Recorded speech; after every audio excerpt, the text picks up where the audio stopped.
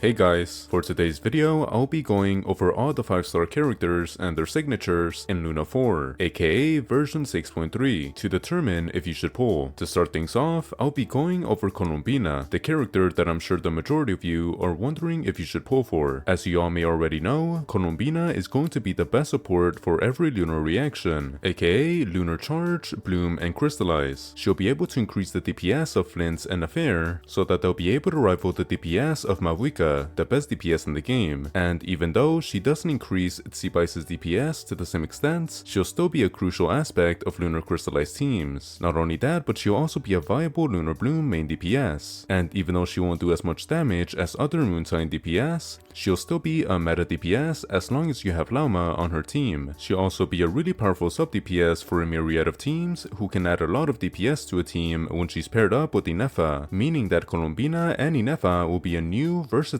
sub DPS duo, similarly to Furina and Escoffier. Now here's the thing, Columbina isn't actually as good as Ineffa is for Flints, or Lauma is for an Affair, even if she does dramatically raise the DPS of Flints and Affair. Thus, I'd only recommend pulling Columbina for Flints if you already have Ineffa or Lauma for an Affair, and if you have both Moonsign DPS. But if you don't have either of the respective supports, well then really only you can make the decision on whether you want Ineffa for Flints, Lauma for an Affair, or Columbina for both. Now, some of you may be wondering if Columbina is even worth it if you don't have any Moonsign DPS or supports, and in my opinion, I definitely think she's a skip as a main DPS, support, and even as a sub DPS if you don't have any Moonsign characters. This is because even though her ability to allow numerous non-Moonsign characters to activate lunar reactions may seem fun and unique, this ability isn't actually that powerful, and neither is her sub DPS when she isn't accompanied by another Moonsign character like Ineffa. And as a main DPS, well, she desperately wants Lauma, and as a support, well, she needs other Moonsign characters for her to support. So in conclusion, I'd say Columbina has a good pull value if you have Ineffa for her sub DPS playstyle, Lauma for her main DPS playstyle, and Flints, Nefer, or Zibai for her support playstyle. And I'd recommend getting Ineffa for Flints and Lauma for Nefer over Columbina for either one, but getting Columbina for both will also be a good choice. But I wouldn't recommend going for Columbina if you have no interest in any other Moonsign character. Okay, now for Zibai, as you all may already know, Zibai is our first Lunar Crystallized main DPS, who can do powerful Geo-infused skill damage and Lunar Crystallized damage. Like I said back when I was talking about Columbina, Zibai really needs Columbina for her to do meta levels of DPS, but she wants Iluga with a ton of constellations pretty much as